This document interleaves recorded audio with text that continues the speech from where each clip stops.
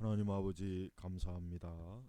오늘도 저희에게 또 이렇게 기독교 강요 또 화요 또 강독회 시간을 허락해 주시니 감사합니다. 오늘도 하나님의 이 귀한 이 교리를 또 잘 배우게 해주시고 우리의 모든 신앙의 중심을 잡는데 아주 중요한 토대가 되게 하소서. 성령께서 함께 해주시고 또 이러한 시간도 우리에게 영적으로 또 감화 감동을 주시고 그를 통해서 또 더욱 하나님을 경외하고 사랑하게 하시고 또 우리의 믿음이 더 굳세게 하소서. 감사하며 우리 주 예수님의 이름으로 기도 올렸습니다. 아멘. 자, 오늘 제 8장 도덕적 율법 해설. 오늘은 이제 305페이지 48번 이웃의 명예 이 책들을 이제 하겠습니다. 그런데 우리가 이와 연관하여 생각 없이 태연하게 죄를 많이 짓는다는 것은 실로 이상스러운 일이 아닐 수 없다. 이 질병으로 고통을 당하지 않는 사람은 찾아보기가 매우 힘들다. 우리는 다른 사람들의 악행을 들춰내고 폭로할 때 어떤 독이 묻어있는 듯한 쾌감을 즐기게 된다. 여러 경우에 우리가 거짓말하고 있지 않다는 것이 적절한 변명이 된다고 생각해서는 안 된다. 왜냐하면 형제의 명예가 거짓으로 훼손되는 것을 허락하지 않으시는 분은 역시 진리가 허용되는 범위 내에서 그 명예가 흠없이 보존되기를 원하시기 때문이다. 사실상 그는 단지 이웃의 명예를 거짓으로부터 보호하시려는 것이긴 하지만 그것은 그 명예가 그의 보살핌에 맡겨졌다는 것을 의미하기도 한다. 하나님께서 이웃의 명예에 관해 관심을 가지고 계신다는 사실은 우리로 하여금 분발하게 하여 이웃의 명예를 안전하게 지키도록 마음을 다지게 만들어준다. 따라서 악담하는 것은 의심할 여지 없이 보편적으로 정죄를 받게 된다. 근데 우리가 이해할 수 있는 악담이란 말은 징계하려는 의도를 가지고 하는 책망이나 악을 시정하기 위한 고소나 법적인 고발이 아니다. 악담 또한 악담은 다른 죄인들에게 공포심을 불러일으키기 위해 계획된 공적인 교정이나 무지함 때문에 위험에 빠뜨리지 않도록 미리 경고할 필요가 있는 사람들에게 진상을 밝히는 것도 아니다. 험담은 다른 사람의 명예를 악한 의도와 변덕스러운 욕심에서 비롯되는 가증스러운 고소를 의미한다. 그러니까 지금 칼빈이 여기서 얘기하는 악담이라는 것은 뭐 가장 쉽게 얘기하면 이제 고의적으로 다른 사람의 명예 또 그의 평판을 의도적으로 악하게 이렇게 참 사람들한테 퍼뜨리고 또 좋지 못한 소문을 내게 하는 이제 그런 종류를 얘기하는 거겠죠. 사실상 이 계명은 농담한다고 하면서 쓰라린 조롱의 가시로 찌르고 아첨하면서도 예의 바른 것처럼 행세하는 것까지도 금하고 있다. 어떤 사람들은 자신이 재치 있게 말하는 것에 대해 칭찬 듣기 위하여 이런 일을 하는데 그로 말미암아 다른 사람들에게 수치와 슬픔을 안겨다 준다. 왜냐하면 그들은 종종 이런 종류의 거만함으로 그들의 형제들에게 쓰라린 상처를 주기 때문이다. 만일 우리의 혀뿐만 아니라 귀와 마음까지도 당연히 주관할 권리를 지니고 계신 율법 수여자에게로 눈을 돌리게 된다면 우리는 열심히 악담을 듣고 싶어 하거나 불리한 판단을 쉽사리 내리는 것이 모두 똑같이 금지되어 있다는 것을 분명히 알게 될 것이다. 왜냐하면 하나님께서는 혀로 악한 말을 하는 병을 미워하시지만 마음속에 있는 악한 의도는 비난하지 않으신다고 생각하는 것은 어리석은 일이기 때문이다. 그러므로 하나님에 대한 참된 경외심과 사랑이 우리 안에 있다면 가능한 한 그리고 사랑이 요구하는 한 만큼 혀나 기가 악담과 빈정거리는 죄담에 이끌리게 하지 말아야 하며 또한 아무런 이유 없이 교활한 의심에 마음을 쓰지 말아야 한다. 그러나 모든 사람의 말과 행동에 대해 공정한 해석자로서 우리의 판단과 우리의 귀, 우리의 혀, 그들의 명예를 안전하게 지켜주는 일에 성실해야만 한다. 예. 그렇습니다. 우리는 이 잠언서에도 이제 이런 오늘 이러한 내용의 잠언에 참 많이 나오죠. 예, 우리는 이제 우리 성도들은 우리 그리스도인들은 예, 참 어떤 사람들에 대한 악한 비방이나 악담 또 고의적인 어떤 좀 평판을 일부러 떨어뜨리려고 한다거나 어떤 그런 것을 듣고 말하고 하는 이런 일에 참 우리가 하나님 앞에서 참 온전해야 된다. 이제 그런 내용을 이제 사실은 지금 말하고 있습니다. 예. 자, 이제 열째 계명에 넘어가면은 내 이웃의 집을 탐내지 말지니라. 예. 이제 열 번째 이제 계명입니다. 이 계명의 의미가 뭐냐? 이 계명의 목적은 하나님께서 우리 영혼 전체가 사랑하는 마음을 갖게 되기를 원하시기 때문에 우리는 사랑과 반대되는 모든 욕망을 우리의 마음으로부터 제거해야만 한다는 것이다. 요약한다면 이웃에게 손해를 끼치게 하는 해로운 탐욕을 일으키는 생각이 우리 마음속에 스며들게 해서는 안 된다는 것이다. 여기에는 정반대의 계명도 포함되어 있다고 볼 수 있다. 즉 우리가 생각하고 숙고하고 바라고 시도하는 것은 무엇이든지 우리의 이웃에게 선을 행하고 유익을 주는 것이야만 한다는 것이다. 에, 여기서 이제 뭐 중요한 것은 우리의 본성에서 이웃을 여기서 말하는 이웃이라고 하는 것은 뭐 에, 범위가 굉장히 넓죠. 뭐 우리 가족으로부터 시작해서 또 우리의 이웃, 우리 친척, 뭐 내 친구, 동료, 뭐 모르는 사람, 뭐 심지어 하여튼 굉장히 범위가 넓어요. 그러니까 우리가 그러한 이웃에게 손해를 끼치거나 또 그러한 이웃에게 해를 주는 일은 이제 그러한 생각 자체가 우리 마음속에서 이제 일어나지 않도록 해야 된다 하는 것을 그리고 오히려 이제 적극적으로 오히려 이웃에게 유익을 끼치고 더 이웃에게 도움을 주는 그러한 것이어야 된다라고 지금 칼빈은 굉장히 적극적으로 우리 그리스도인들이 내 이웃의 집을 탐내지 말지니라는 이 소극적인 그 계명에서 훨씬 더 이렇게 경계를 이제 넓혀주고 있습니다.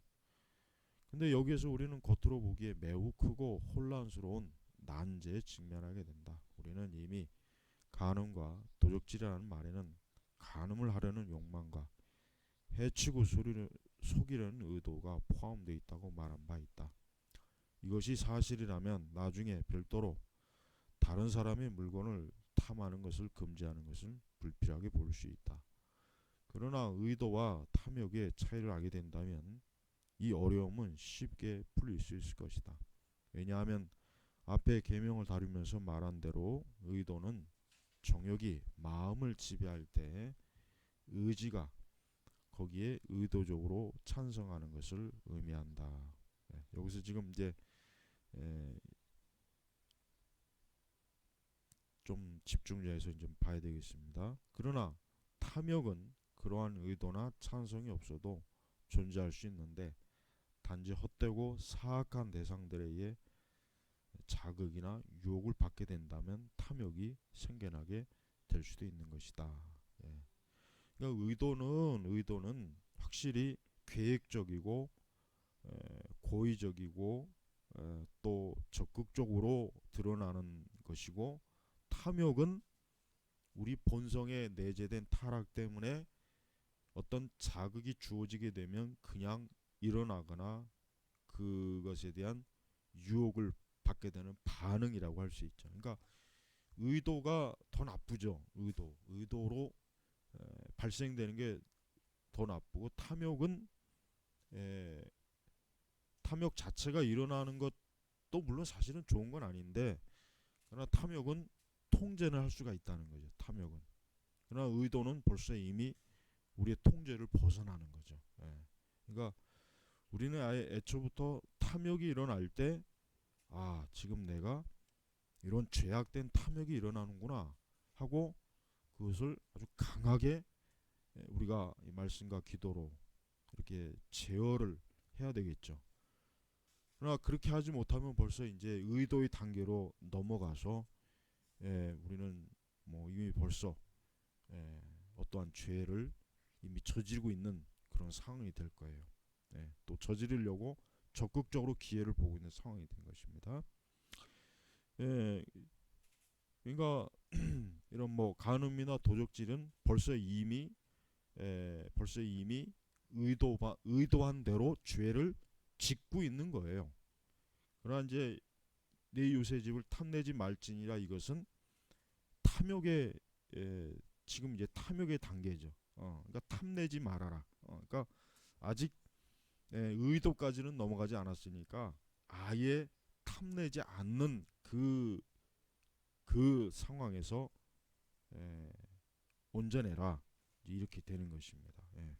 그래서 이제 우리가 뭐 간음하지 말지니라, 도둑질하지 말지니라, 살인하지 말지니라, 이거는 보다 계획되고 의도적인 그 죄를 도발하지 못하게 하나님께서 아주 단도직입적으로 그 계명을 제시한 건데, 이 열 번째 계명은 사실 뭡니까? 사실은 이 열 번째 계명을 온전하게 순종하면은 간음하지 말지니라, 도둑질하지 말지니라, 살인하지 말지니라라는 그 계명을 어때요? 범하지 않게 되는 거예요. 범하지 않게 되는 거예요. 그래서 왜 이걸 열 번째 계명으로 뒀냐면, 끝마블을 하면서 결국은 내 이웃에 대해서 네가 악한 그런 탐욕만 없다면 바로 간음이든 살인이든 도적질이든 이런 죄악들이 실제적으로 적극적으로 어때요? 나타나지 않을 것이다 라고 해서, 그래서 이제 열 번째 계명을 이거로 이제 마무리하는 거예요. 자, 주께서는 이전에 이미 사랑의 규범이 우리의 의지와 노력과 행동을 지배하도록 명하셨다. 그러니까 우리의 의지, 노력, 행동을 지배하도록 명하신 거예요. 그러니까 우리의 의지와 노력과 행동을 그냥 자유롭게 내버려두면 안 되겠죠. 자유롭게 내버려두면 안 되는 게 이게 중요한 겁니다. 왜냐? 잘못 알고 있는 사람들은 이런 의지와 노력과 행동도 이건 뭐 내가 어쩔 수 없는 것이다라고 이렇게 방치를 하는 거예요. 근데 그렇지 않습니다. 우리는 성경적으로 인간은 거듭나고 중생한 사람은 자기 의지와 노력과 행동을 적극적으로 통제하고 지배하도록 하나님께서 무수하게 성경에 명령을 하셨어요. 그러니까 우리는 그러한 명령을 우리는 따르려고 해야지, 우리는 그걸 수동적으로 그냥 방관하면 안 되겠죠. 그건 아주 나쁜 겁니다. 근데 여기에서는 우리의 마음의 생각들이 동일한 목적을 향해 조절해 나감으로써 그것들 중 그 어떤 것도 부패해지고 왜곡되고 그리하여 전혀 반대 방향으로 몰아가지 말 것을 명령하신다. 앞에서 우리의 마음이 분노와 미움과 간음과 도적질 그리고 거짓말에 끌려 들어가는 것을 금하셨던 것처럼 주께서는 지금 여기에서 그런 쪽으로 생각이 기울어지는 것을 금하고 계신다. 제가 아까 설명했잖아요. 그러니까 하나님께서는 일단 구체적인 우리가 다른 사람에 대한 죄악에 대해서 구체적으로 알도록 그 죄의 목록을 제시를 해요. 그러면서도 열 번째 계명으로 애초부터 그런 생각으로 너희가 기울어지지 않으려면 내 이웃에 대해서 악한 탐욕이든 어떤 것이든 아예 품지 말아라.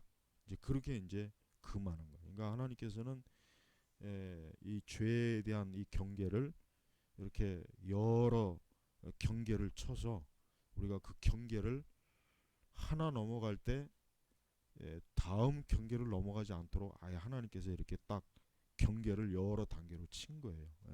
그만큼 인간의 죄악이라고 하는 게 이게 굉장히 이게 다루기가 어렵다. 그만큼 다루기가 그만큼 어렵다는 거예요. 자, 다음에 이제 50번째 마음속 깊은 곳에 의. 예. 자, 그가 이와 같이 큰 올바름을 요구하는 데는 상당한 이유가 있다. 사랑이 영혼의 모든 힘을 소유하는 것이 옳다는 것을 누가 부인할 수 있는가? 그런데 영혼이 사랑의 목표로부터 벗어나 방황한다면 영혼이 병에 걸려 있다는 것을 누가 인정하지 않을 것인가?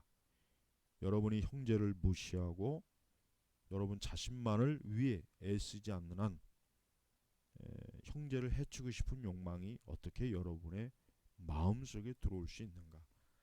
만일 여러분의 마음 전체에 사랑이 배어 있다면 이렇게 상상할 만한 틈이 전혀 보이지 않게 될 것이다. 따라서 마음속에 탐욕이 자리를 잡고 있는 한 사랑은 텅 비게 될 것이다. 그러니까 우리 마음속에 이 사랑, 하나님의 사랑이 있을 때 이 탐욕 또 내 이웃을 해치려고 하는 그 모든 죄악들이 자리를 잡지 못한다. 이걸 얘기하는 거죠. 혹 어떤 사람은 반대하기를 탐욕은 마음 속에 자리를 잡고 있으며 목적 없이 생각 주변을 이리저리 떠돌다가 사라져버리고 마는 환상들이 탐욕의 한 실례로 정제될 수 없다고 한다. 여기에 대해 나는 이렇게 답변한다. 즉 여기에서 문제시되는 환상은 우리의 생각을 차지하면서 동시에 탐욕으로 우리의 마음을 강하게 찌르고 자극하는 그런 종류의 환상을 의미한다. 바람직한 것이 우리의 생각 속에 들어오게 되면 우리의 마음은 흥분되어 뛰어오르게 된다. 그러니까 이런 탐욕, 그런 또 어떤 제약된 환상들이 우리의 마음을 차지하지 못하게, 점령하지 못하게 하라. 이제 그런 의미죠. 그러므로 하나님께서는 사랑의 놀라운 열정을 요구하시는데 하나님께서는 그 어떤 조그마한 탐심이라도 그러한 사랑의 열정을 방해하는 것을 허락지 아니하신다. 그런 놀라울 정도로 침착한 마음을 요구하시며 사랑의 법을 거스리도록 촉구하는 그 어떤 작은 자극도 허용치 않으신다. 여러분은 내 견해에 아무런 권위도 없다고 생각하는가? 내가 이 계명을 이해할 수 있도록 처음으로 길을 열어준 사람은 어거스틴이다. 모든 악한 욕망을 금하는 것은 주님의 계획이다. 그럼에도 불구하고 거짓된 쾌락의 환상으로 가장 빈번하게 우리를 사로잡게 하는 대상들을 우리에게 신뢰로 제시해 주셨다. 그리하여 그는 우리의 욕망을 자극하여 날뛰게 만드는 것들을 제거함으로써 우리의 욕망에 아무것도 남겨놓지 않고 비워주신다. 지금까지 살펴본 율법의 둘째 돌파는 우리가 하나님을 위해 사람들에게 무엇을 해야 할 것인지에 대해 충분히 가르쳐주고 있는데 사랑의 모든 것은 하나님에 대해 생각하는 것에 달려있는 것으로 되어 있다. 그만큼 하나님에 대해서 많이 묵상하고 생각할 때 사랑이 일어난다는 거예요. 따라서 하나님에 대한 경외와 존경을 그 기초로 삼아 가르치지 않는다면 이 돌판에 제시된 모든 의무를 가르친다 할지라도 아무런 효과가 없을 것이다. 굉장히 중요한 내용입니다. 왜냐하면 뭐 우리가 일반적으로 세상의 율법이나 다른 종교도 사실 이런 십계명의 내용을 담고 있는 게 굉장히 많아요. 많습니다. 예? 불교에도 팔정도가 있고 뭐 유교는 뭐 더 얼마나, 근데 그런 것들이 솔직히 별로 효과가 없어요. 실제적인 효과는 없어요. 그냥 약간 표면적으로 효과만 있을 뿐이지. 그 왜 그러냐면 결국은 하나님에 대해서 인간이 인식을 하지 못하면 이 도덕이나 윤리라는 게, 그리고 종교적인 가르침이라는 게 뭐요? 그냥 무의미한 거예요. 그냥 있으나 마나한 거예요. 그냥 허무하게 부서지는 거예요. 그러니까 사실은 사람이, 인간이 이 하나님에 대해서 바르게 알면 알수록 사람은 어떻게 되냐면 사람으로서 갖춰야 될 이 도덕이나 윤리도 어때요? 갖추게 되는 거예요. 그게 중요한 거예요. 그게. 그러니까 우리 사실 그리스도인들은 하나님에 대해서 제대로 많이 알고 알아갈수록 인간이 어떠해야 되는가, 즉 내 자신이 어떠한 사람이 되어야 되는가 하고 그 정상적인 그 상태를 깨닫게 되고 알게 되고 그렇게 행동하게 되고, 그렇게 되므로 우리 자신이 더 하나님을 드러낼 수 있다는 겁니다. 이거 굉장히 중요한 내용입니다. 그러니까 그만큼 우리는 하나님에 대해서 제대로 알아야 되겠죠. 그러니까 오늘날 교회는 하나님에 대해서 제대로 알지 못하니까 인간에 대해서도 제대로 모르고, 역시 그리스도인들이지만 우리 뭐 신자들이라고 해도 하나님에 대해서 모르니까 우리는 사실 이 세상 사람들이 기준에도 제대로 미치지 못하는 일들이 굉장히 많습니다. 굉장히 그 참 엄청난 그 치명적인 거죠. 잘못된 거죠. 예. 그러니까 우리는 하나님에 대한 경외심, 그분을 아는 것, 그분을 올바로 하나님의 말씀을 통해서 하나님에 대해서 인식하고 배우고 깨닫고, 하여튼 더 이 하나님을 깊이 깊이 바르게 알아감으로써 우리 사람은 여기 십계명 전반부뿐만 아니라 후반부 역시 온전하게 순종하고, 우리가 이것이 얼마나 또 중요한 것인가를 알 수 있는 거예요. 아주 칼빈의 탁월한 이 통찰력이 여기 지금 잘 나타나 있습니다. 자, 내 도움을 받지 않아도 현명한 독자들은 하나로 된 계명을 왜곡하여 분리함으로써 탐심을 금지하는 계명을 둘로 나누려고 하는 자들에 대해 비판하게 될 것이다. 그렇죠? 로마 천주교를 말하는 거예요. 지금 로마 천주교. 탐내지 말라는 표현이 두 번 반복되고 있는 것이 우리의 견해를 반대하는 것이 되지는 않는다. 왜냐하면 집에 대해 언급하시고 난 후 그 상세한 여러 부분들을 아내로부터 시작하여 열거하고 계시기 때문이다. 여기서 분명히 알 수 있는 것은 히브리인들이 올바르게 하고 있는 것처럼 우리는 이 계명 전체를 하나의 본문으로 읽어야 한다는 것이다. 그리고 하나님께서는 다른 사람들의 소유물을 누가 건드리지 않도록 안전하게 지켜주며 그것들을 손상시키거나 속여서 빼앗으려고 하지 않을 뿐만 아니라 우리의 마음에 고민을 가져다 줄 사소한 탐욕까지도 버리도록 명령하신다라고 했습니다. 그러니까 결국 이 탐욕, 이 탐심이 없으면 사실은 이 율법의 둘째 돌판의 계명은 사실 온전하게 순종할 수 있게 된다. 이제 그런 핵심을 지금 여기서 얘기하고 있습니다. 아주 참 중요한 것입니다. 자, 이제 51번 율법의 요약, 아주 우리가 잘 좀 이해해야 돼요. 결국 율법이 뭘 말하는 거냐라는 아주 핵심 요약을 기독교 강의에서 잘 설명했습니다. 이제는 율법 전체 목적을 결정하는 것이 별로 어렵지 않을 것이다. 이제 10가지 계명을 이제 칼빈이 잘 설명했잖아요. 그러니까 그 목적이란 인간의 삶을 신적인 순결의 원형에 맞추어 형성시키기 위해 의를 성취하는 것이다.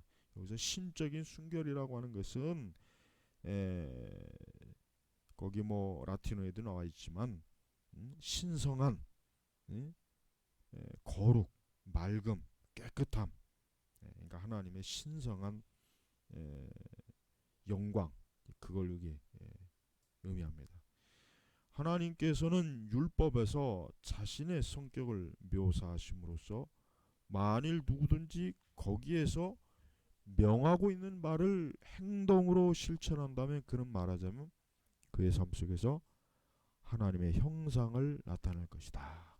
그러니까 이 십계명은, 쉽게 얘기하면 십계명은 하나님의 그 신적인 순결함, 또 여기 하나님의 그 거룩한 성품, 성격을 보여주는 아주 가장 핵심이란 말이에요. 십계명이. 예. 그러니까 사람이 그 10가지 계명을 순종하고 따르면은 바로 그 사람은 그것을 통해서 이 하나님의 그 영광스러운 형상, 신적인 영광스러운 현상을 나타내는 거예요. 예. 그러니까 보이는 어떤 그 형상으로 하나님을 표현할 필요가 없죠. 무슨 뭐 조각을 할 필요가 없어요. 그런 게 하나도 중요하지도 않아요. 어. 우리가 참으로 계명을 실제로 순종하고 따른다면 그것이 통해서 하나님의 그 거룩한 아주 신성한 그 영광, 맑음, 그 순결함을 나타낸다. 지금 그걸 얘기하는 거예요. 이런 이유로 모세는 이스라엘 백성들에게 율법의 핵심을 상기시켜 주기 위해 다음과 같이 말했다. 이스라엘아, 내 하나님 아버지께서 내게 요구하는 것이 무엇이냐? 곧 내 하나님 여호와를 경외하여 그 모든 도를 행하고 그를 사랑하며 마음을 다하고 성품을 다하여 내 하나님 여호와를 섬기고 규례를 지킬 것이 아니냐. 신명기 10장 12, 13절의 유명한 토라의 핵심이에요. 율법의 핵심이에요. 그리고 모세는 율법의 목표를 지적해야 할 때는 언제든지 그들에게 끊임없이 같은 생각을 들려주었다.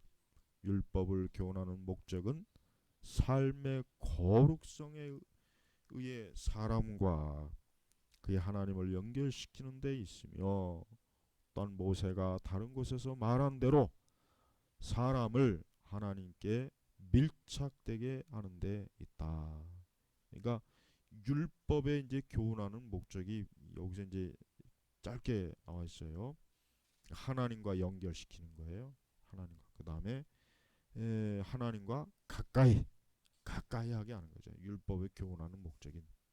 그러니까 율법은 확실히 우리 사람들이 순종하고 따를 때 살아계신 하나님을 아주 가까이 섬기고 그분과 동행하게 하고 그분과 함께하게 한다는 그런 의미가 되는 겁니다. 그러니까 뭐 테레사가 최근에 뭐 성자, 뭐 저기 뭐 로마 교황청에서 그러는데 그게 얼마나 그게 헛짓거리죠. 무슨 성자는 무슨 개뿔 무슨 성자가 어디 있어요. 예수님 믿으면 다 성자지. 거룩한 사람이지. 그리고 천주교에서 말하는 그 성자 개념은 전부 다 그 사기예요, 사기. 다 지들끼리 짜고 치는 고스톱이에요. 지들끼리 짜고 치는 다 사기지. 무슨 놈의 기적이 어디 있고 다 거짓말이고. 역사적으로 하여튼 성인들 치고 그거 다 사기 아닌 게 없어요. 이거 하여튼 천주교가 굉장히 하여튼 반 기독교적인 짓은 이 천주교가 거의 다 하고 있어요. 하여튼 그들이 하는 짓은 처음부터 끝까지 이 짐승 적그리스도의 짓이에요. 거기에 막 열광하고 거기에 이렇게 막 속는 그 수많은 사람들 보면은 얼마나 인간이 참 이 하나님의 이 거룩에 대해서 무지한가를 우리가 알 수 있습니다. 우리는 그 따위 그 더러운 그런 그 망령된 짓에 절대로 현혹이 되면 안 됩니다.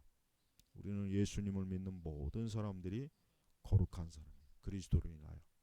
무슨 별도로 더 특별히 무슨 성인이 어디 있어, 성인? 예? 그러니까 천주교는 하여튼 우상을 만드는 하여튼 탁월한 종교예요. 우상을 만드는 데 있어서는 천주교만큼 탁월한 종교는 세상에 앞으로도 안 나올 거예요, 아마. 나올 수가 없어요. 하여튼 천주교는 예수님 오실 때 하여튼 로마 천주교는 하여튼 가장 하나님의 무서운 저주가 떨어질 겁니다.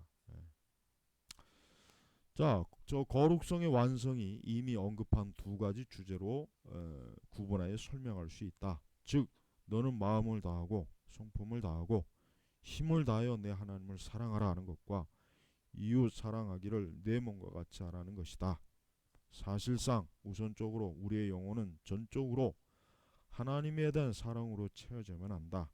이것으로부터 이웃에 대한 사랑이 직접적으로 흘러나와야 된다. 그렇습니다. 휴머니즘은 하나님에 대한 사랑을 전혀 인식을 못합니다. 그냥 이웃에 대한 사랑을 얘기하는 거예요. 그러니까 우리는 휴머니즘을 절대 좋게 바라보기가 어려워요. 저들은 하나님을 인정하지 않고 하나님에 대한 인식이 없어요. 그러니까 우리는 오늘날 뭐 이 세상에서 막 이웃에 대한 그 많은 뭐 봉사, 뭐 섬김, 뭐 어쩌고 많은 것들을 볼 때 우리는 그것이 결국은 또 하나의 뭐요? 하나님을 대적하는 방식이라는 걸 알아야 돼요. 복음을 가리는 거예요. 복음을. 사람이 하나님을 먼저 믿고 하나님을 사랑하지 않는 이상 그가 하는 모든 짓은 어떤 것이든지 그것은 다 부패하고 썩은 거예요. 냄새나는 거. 절대 우리 신자들이 그런 거에 속으면 안 돼요. 뭐 세상 사람들이야 뭐 너무 잘 속죠. 그러니까 일반 이런 이방 종교들이 하는 그런 뭐 어떤 선행이라 이런 걸 막 칭찬하고 막 뭐 잘한다 그러지.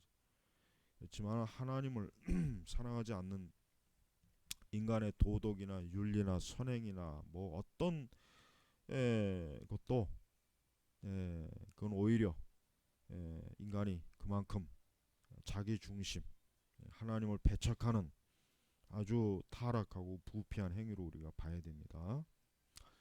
사도가 율법의 목적은 순수한 양심과 거짓이 없는 믿음에서 나오는 사랑이라고 한 것도 이것을 보여주는 것이다. 여러분은 어떻게 양심과 진지한 믿음이 앞부분에 나와 있는지를 알고 있을 것이다.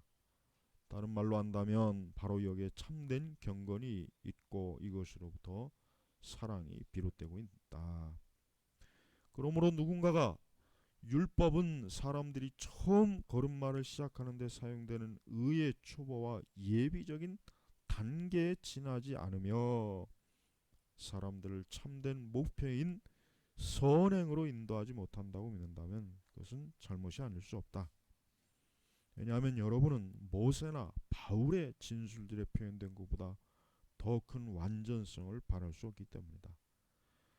나는 이렇게 묻고 싶다. 만일 누군가가 하나님을 경외하며 영적으로 예배하며 계명들을 순종하고 주의 올바른 도를 따르며 끝으로 순수한 양심과 진지한 믿음과 사랑을 지녀야만 한다는 가르침으로 만족하지 않는다면 도대체 그는 어디로 가기를 원하는 것인가?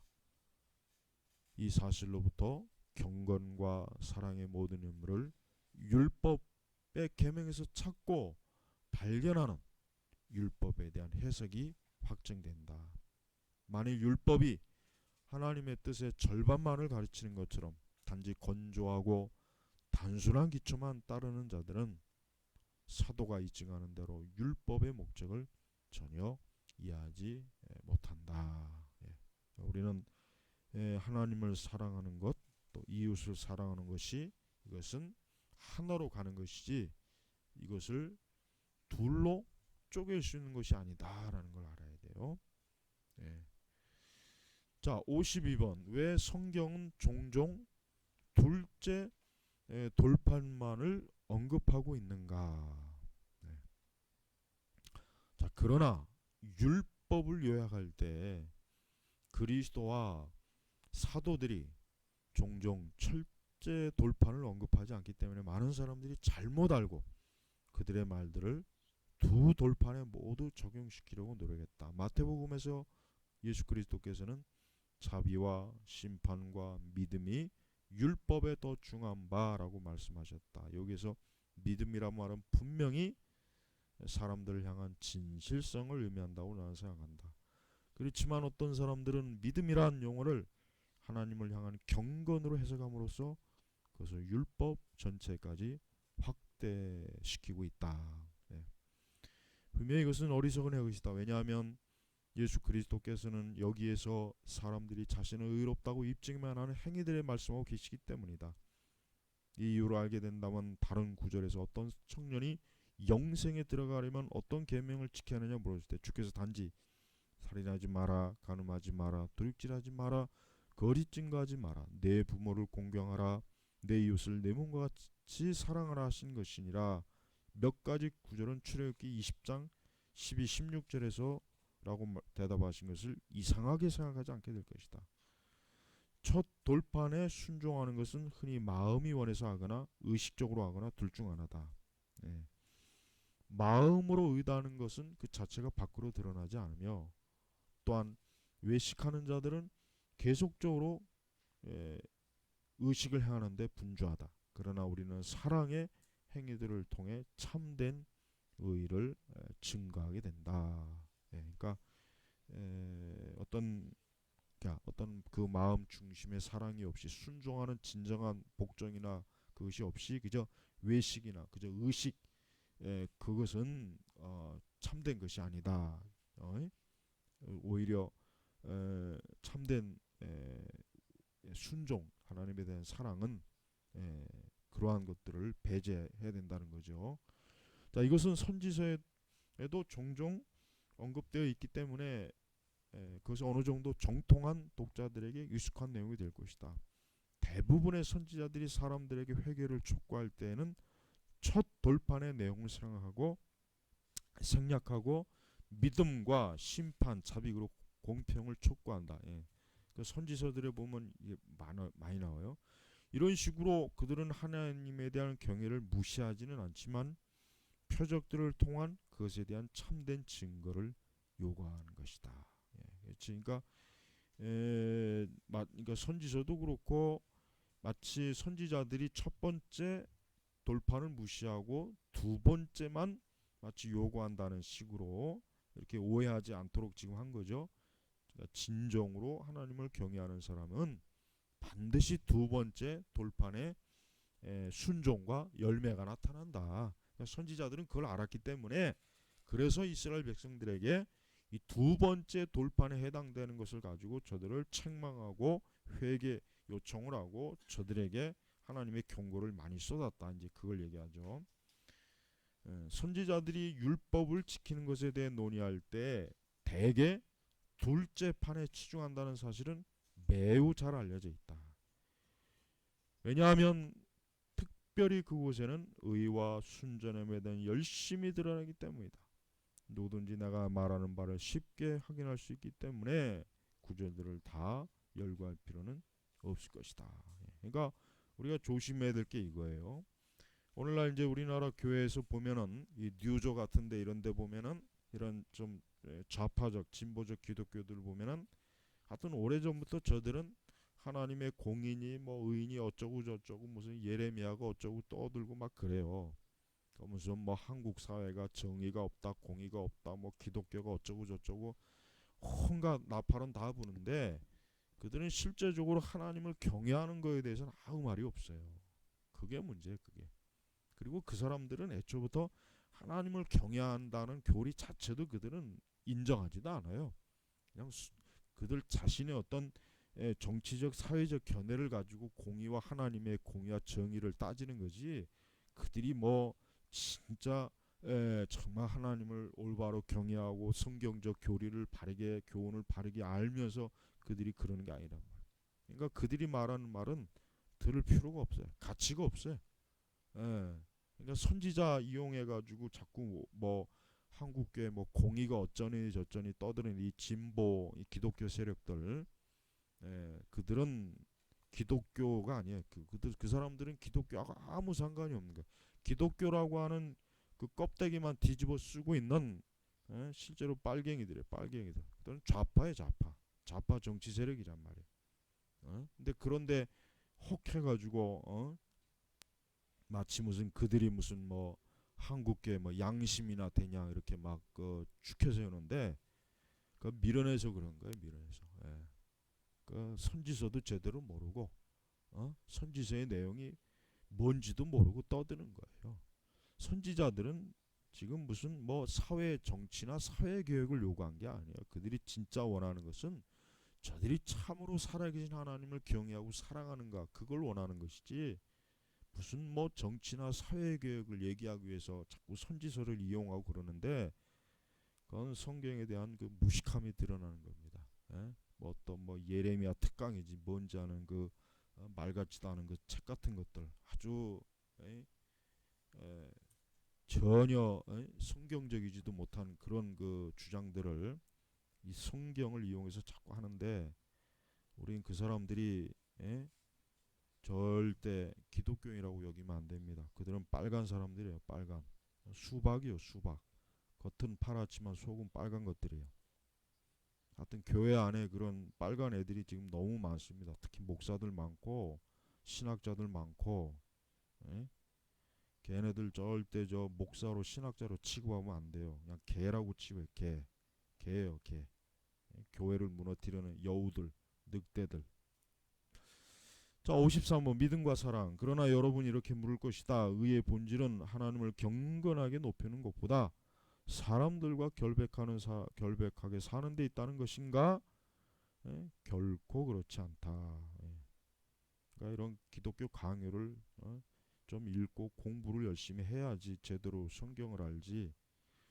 그러나 하나님을 진지하게 경외하지 않는 한 사람은 모든 면에 있어서 사랑을 쉽사리 유지할 수 없기 때문에 사랑은 그의 경건의 증거도 된다. 그 뒤에도 주께서는 우리가 그에게 아무런 유익을 끼칠 수 없다는 것을 잘 아시며 또한 그의 선지자들을 통해 입증하시기 때문에 그는 우리가 해야 할 의무를 그 자신에게만 행하도록 제한하시지 않고 우리의 이웃에 대해 선을 행하도록 훈련시키신다.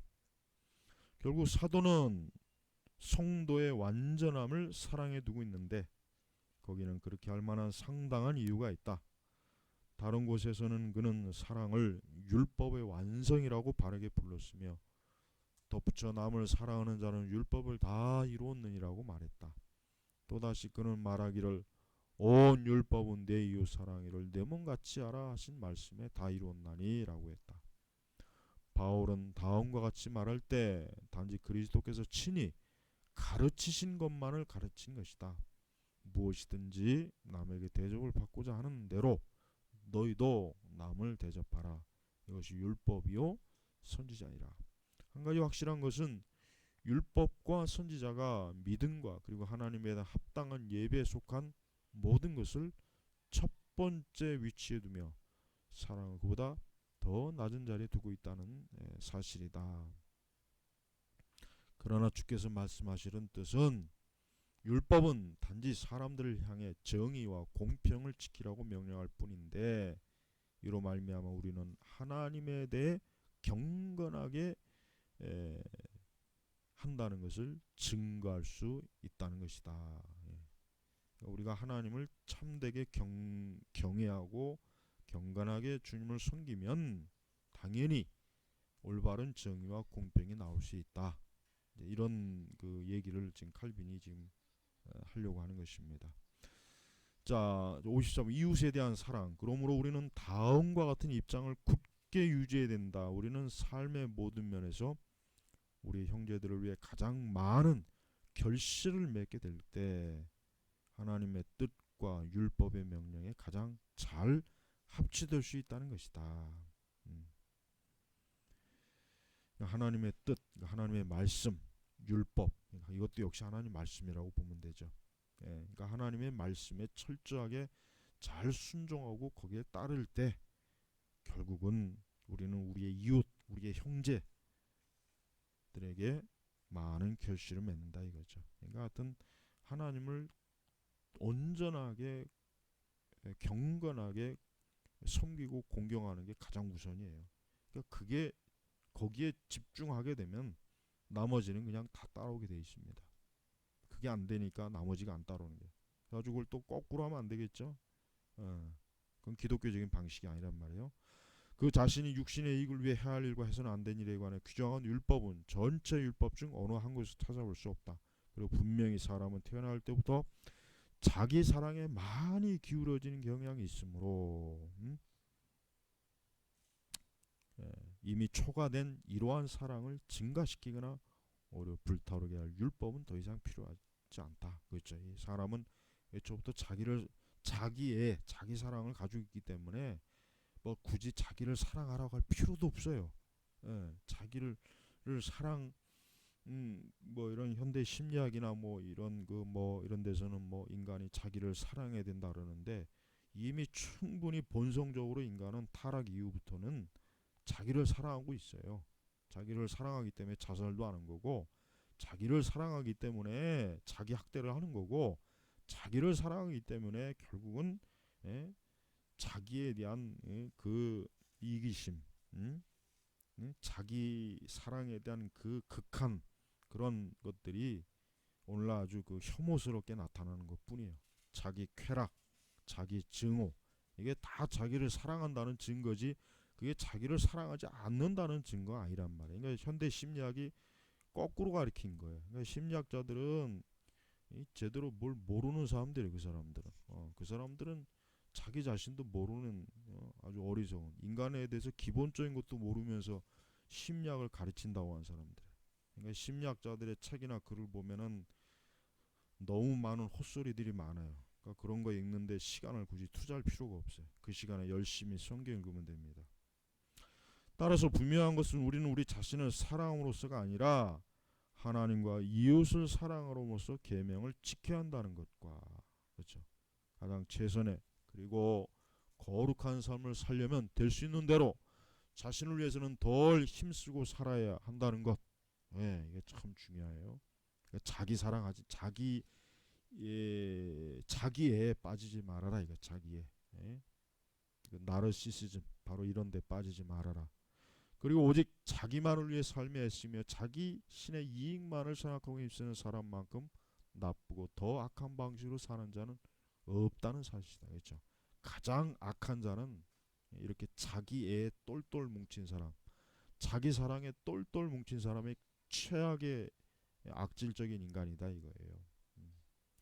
참으로 우리가 얼마나 깊이 우리의 이웃들을 사랑하는 일에 기울어져 있어야 하는지를 나타내주기 위해 주께서는 그것을 우리 자신에 대한 사랑과 비교하여 측정하였다. 왜냐하면 우리 자신을 사랑하는 것보다 더 격렬하고 강력한 감정은 없기 때문이다.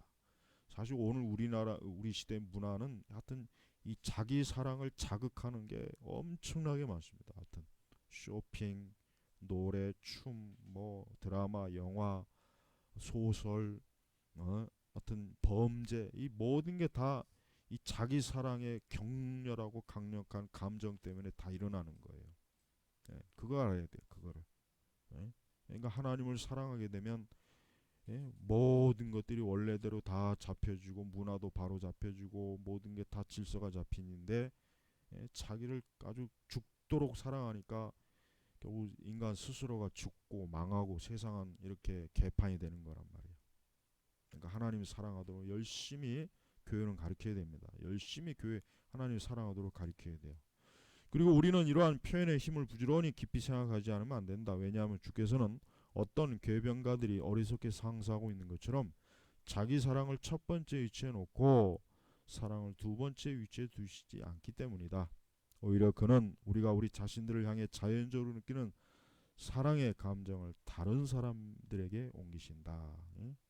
말이 나왔으니까 그렇지만은 이그뭐저저저 테레사는 자기 사랑의 극치 마녀예요, 마녀. 그 여자는 마녀예요. 성인이 아니라 마녀. 자기를 아주 극히 사랑하기 때문에 인도에 가서 그 허접한 짓을 한 거예요. 복음도 안 전하고 지도 복음도 모르지만 그게 무슨 뭐 성녀예요. 성녀는 마녀예요. 마녀. 테레사는 테레사 마녀라고 해야 돼. 테레사 마녀. 응? 자기를 지극히 사랑하기 때문에 봉사하고 아프리카 가서 에? 뭐 그런 짓 하고 그거 다 자기 사랑이에요. 자기 사랑. 복음도 안 전하면서 무슨 놈에 가서 무슨 뭐 저 멀리 아프리카 가서 봉사하고 그 뭔 짓이에요 그게. 그런 짓을 뭐 하러 해 쓸데없이. 어? 예수님의 십자가 복음도 안 전하는 그 테레사나 그런 저 사제들이 그거 뭐 하는 게 그게 뭐 그거 누구는 못해 그거. 그거 다 자기 사랑에 미쳐갖고 그렇게 하는 거예요. 자기 사랑에 미쳐서 남을 죽이지만 자기 사랑에 미쳐갖고 남의 일을 위해서 섬기고 봉사하는 사람도 있어요. 그 둘 다 똑같이 하나님 앞에서는 죄입니다. 죄. 그러니까 우리는 뭐 누가 누구를 뭐 열심히 봉사했다, 섬겼다, 어쩌고 했다. 우리는 그런 거에 속으면 안 돼요. 그가 참으로 그리스도의 십자가의 사랑을 드러내지 않는 한 그가 하는 모든 것은 다 자기 사랑일 뿐이에요. 그러니까 자기 기분 좋게 하려고 하는 거예요. 자기 기분 좋게 하고 자기 스스로 위로하려고 남 봉사하고 뭐 하는 거지. 그게 진짜 남을 위한 거는 할 수 없어요. 다 자기 좋으려고 한 거예요. 그러니까 위선이요, 위선. 위선. 그럼 위선의 껍데기에 눈이 홀리면 안 돼요. 따라서 사도는 사랑은 자기의 유익을 구하지 아니한다고 진술했다. 이러한 궤변가들의 논법, 즉 규정되는 것은 언제나 그 규정 자체보다 못하다는 논법은 털 것만큼도 고려할 가치가 없다. 참으로 주께서는 우리 자신을 사랑하는 것에 관한 어떤 규칙을 정하시고 다른 사람에 대한 사랑을 그것에 예속시키지 아니하셨다. 그러나 그는 원래 타고난 본성이 타락함으로 말미암아 일반적으로 우리 안에 자리를 잡고 있는 사랑의 감정을 다른 사람들에게 확대시킴으로써 우리 자신을 대한 것에 못지않게 이웃들에게도 성의를 다하고 주의를 기울여 유익을 끼치려는 자세를 가져야만 한다는 거고 설명한 것이다. 그렇죠. 그러니까 예수 그리스도를 사랑하고 하나님을 사랑하면은 인간은 거기를 통해서 참된 사랑, 이웃 사랑도 다 나오는 거예요. 그러나 우리가 하나님을 사랑하지 않고 우리 예수 그리스도를 사랑하지 않는 이상은 인간이 하는 모든 그 사랑의 행위나 모든 건 다 자기 사랑에 불과하다는 거예요. 그러니까 그런 껍데기에 지금 우리 시대가 얼마나 많이 속아요.